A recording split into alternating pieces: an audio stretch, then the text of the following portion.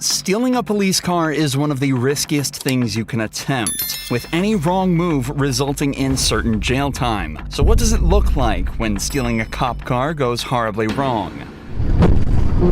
Good sticks.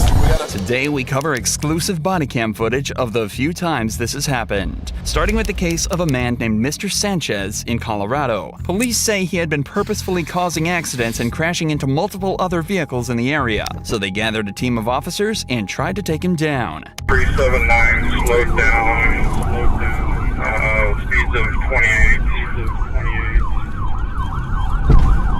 Hit maneuver, hold traffic.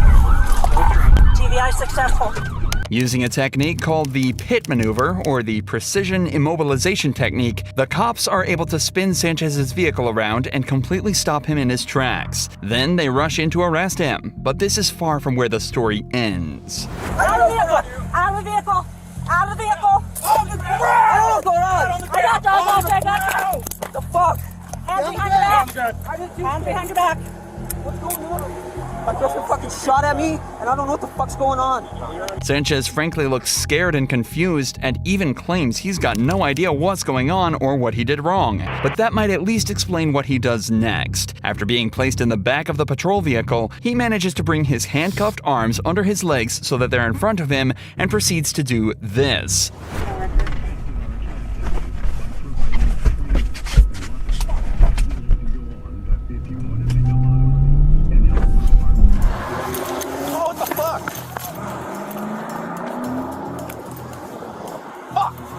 Sanchez jumps into the front of the patrol vehicle and simply drives away. For some reason, the car didn't have a partition between the front and the back, and evidently had the keys ready in the ignition. And what's worse, the police had left a service rifle on the passenger seat of his new ride, so he was now speeding away, armed in a stolen vehicle. I need as many sets of stop sticks set up as you can get. If you get a hold of State Patrol and find out if this individual is armed, please. He's not anymore. I like my rifle. The rifle is in the vehicle, passing the 390. Speed's 123. Marked Charger is the one that was stolen. I'm in the gray unmarked. He's driving down the middle of the lane. Get stop sticks out. The police immediately set their focus to stopping the vehicle. The longer he's driving like this, the more danger he's putting civilians in. He's currently driving over 120 miles an hour down public roads at 11 a.m.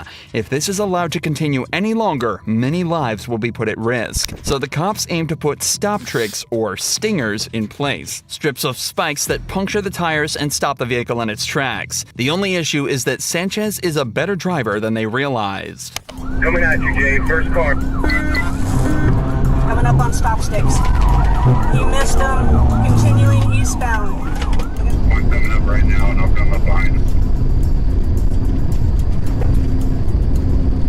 Sanchez was able to avoid the stop sticks not once, but twice, and continues to speed down the freeway at increasingly dangerous speeds. However, the cops know exactly where he's going, and if they keep at it, this method will eventually work. What they seem to forget, though, is that taking out a car's tires at 120 miles an hour is an incredibly dangerous feat in its own right. You got sticks set?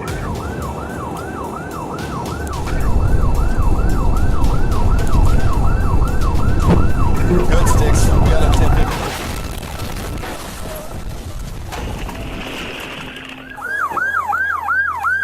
You alright, sir? You alright? Yeah, just jarred. Sanchez crashed into a parked semi-truck at over 100 miles an hour, and after being removed from the wreck and taken to the hospital, he was pronounced dead. Luckily, the semi-truck driver sustained no injuries, and nobody else was hurt in pursuit. But it did come close. This pursuit was allowed to go on for much longer than it should have been, but it's astonishing that it was even able to happen in the first place. And the same goes for our next case, this time in Oklahoma. Try to steal your car. Stop! On March 30th, 2018, a woman named Angie was driving a car that had been reported stolen, and when she was pulled over and questioned about it, she had this to say. I borrowed from Stephen Curtis. He told me that I could borrow it. I swear I did not steal this vehicle. How long has Steven had it? He picked me up today. Have you seen him in it before? Yes. Do you know how he got it? No, he bought it. If he did steal it, I'm gonna have to go to jail and pay the price for it. The police know this car was stolen because it flagged up on their system. They know without a doubt that somebody had reported it as missing, but they didn't know exactly who took it. This is why they have to assume it's Angie. She was the one driving it at the time and claims the previous owner bought it straight from the dealership. And given that she has a track record, it's safe to assume she's lying about something. All right. Well, Stephen took the vehicle without permission. Okay? It was reported as stolen. Okay? So you're in possession of it. I didn't know. Please. Not to mention your driving status is flagged. So you're not even supposed to be driving, so you're going to jail. Please, is there anything I can do? I work with them, please. I worked with them on 11th and Garnett with murders and the whole prostitution thing. The Secret Service with the counterfeiting. Please, I told this officer where you can get paper tags and all that stuff. I will work with you guys. You know what? I didn't know it was stolen. Angie then tells the officers that she's in regular contact with the captain at another police department working as an informant, and could even give them information on local drug dealers. But obviously that doesn't excuse her of what she's doing here. So they decide to sit her down in a patrol vehicle while they continue the investigation. But for some reason, they decide to put her in the front passenger seat of a running police car, something that a car thief would realize instantly. And I don't feel like spending the rest of my shift trying, because I think this is all going to be a bunch of BS anyway. Well, what is she doing? Trying to steal your car. Stop! David 136, suspect just stole my vehicle. Is heading southbound on Memorial from 33rd. Angie simply shifts over to the driver's seat, locks the door, and speeds away without a moment's notice. Luckily, it's around 1 a.m., so there's very little traffic on the road. But nevertheless, the speeds of up to 90 miles an hour Angie is finding herself at are still extremely dangerous in such a residential area. So the cops need to shut this down immediately. David 104, still in Memorial. Oh God, there's another cop. Check.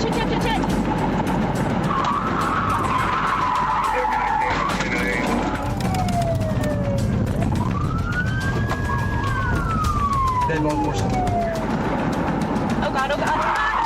Check. Stop.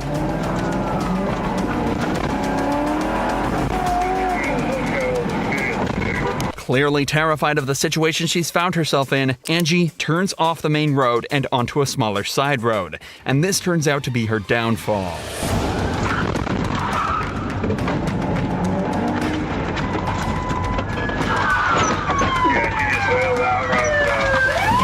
Cornered, Angie realizes her only option is to bail from the vehicle and sprint away. But the cops are trained for situations just like this, and she'll have a hard time staying out of their grasp for long, especially while she's handcuffed. Is that her right there? There she is.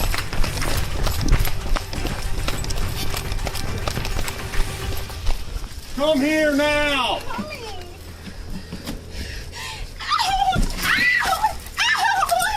Get on the ground!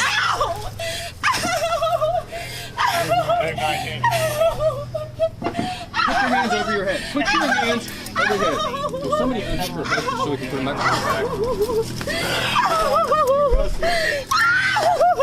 Oh, please. If it's an adrenaline rush Angie was after, she sure got it. But that also comes coupled with a considerably larger sentence than she was originally facing.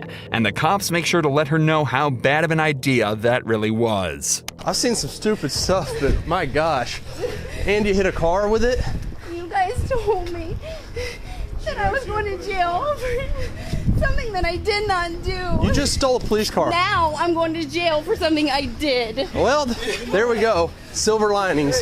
At least she was right about the prison part, as after a fairly short trial where she pleaded guilty, Angie was sentenced to 3 years behind bars. Both of these cases so far involved a criminal making a last-ditch effort to set themselves free. But what happens when, instead of the thief, it's just someone looking for a good time? Our joyrider in this case is a woman named Destiny, and she wasn't even involved with the original call. A single officer was called to the side of the road on a civil dispute involving a taxi driver allegedly stealing a customer's property. But out of nowhere, the cop is alerted to something strange that was happening to his car. Once you find out who it is and go through that. Lady got in your car, cop car. What? 604, a girl just got in 60 and took off. She's northbound Woodward.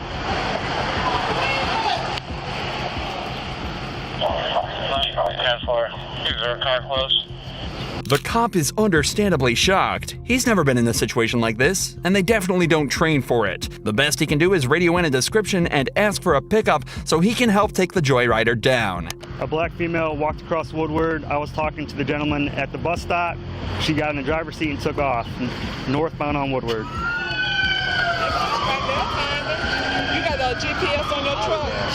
Yeah, there's GPS. As the woman points out, most, if not all, police vehicles are fitted with a GPS tracker that dispatch uses to help coordinate things back at base. Now, all it comes down to is a giant game of cat and mouse across Detroit. The cops know the area better and they're better drivers, so it doesn't take long to get the stolen vehicle back in sight.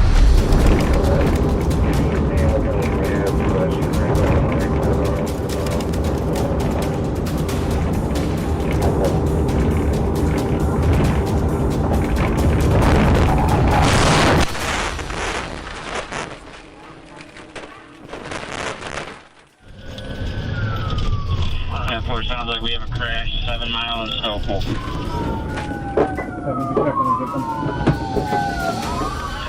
In the car still? Get the fuck out of the car! Get the fuck out of the car, you motherfucker! Grab it, grab it, grab it, get it! Come here! Get on the ground! Get on the ground! That's mine. Put her in this. 612 Ferndale. You notify EPD for. Do you know how many lives you just put in danger? What a dummy. You know how many people you just put in danger doing this? Yeah. Unbelievable. Get in.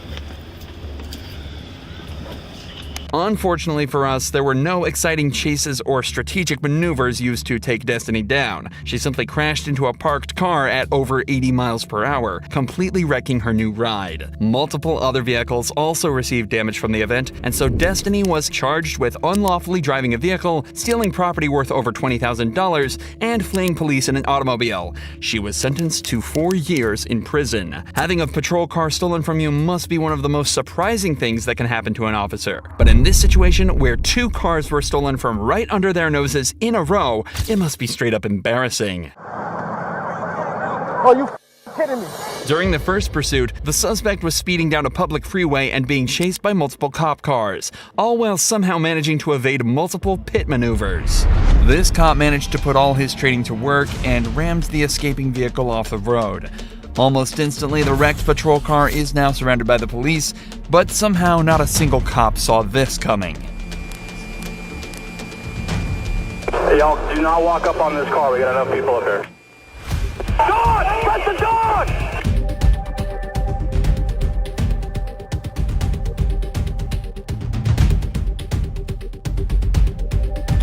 He's on the move again in a Coco K9 Explorer going north on 95. Air 1, follow that car. You got another car. Air 1, Skyline, still northbound. Somehow, the escapee managed to run from the first crashed patrol vehicle and take over another one before putting his foot down and fleeing the scene once more. Any other vehicle dealing with them, block your doors. Just stick it. Alright. Delta 32, I live northbound. Which car? The Coco car? Coco SUV. In the shoulder right now. Stick it! Hey, both Port Orange units! Full stick it! Are there guns in the front of the car? Ask the K9 handler from Coco. He says, yes, there probably is. Thinking fast, the cops managed to radio ahead to set up a team with a stinger, a piece of police equipment that punctures the tires of a vehicle and slowly brings them to a stop. That's why you can now start to see the car smoking, and soon enough, it'll be forced to slow down, or the driver will risk putting himself in a lot of danger. Alright, he's braking for the median, guys. He's braking for the median. Braking for the median. Everybody slow down. Don't ball up here. It's underneath the wires. Underneath the wires.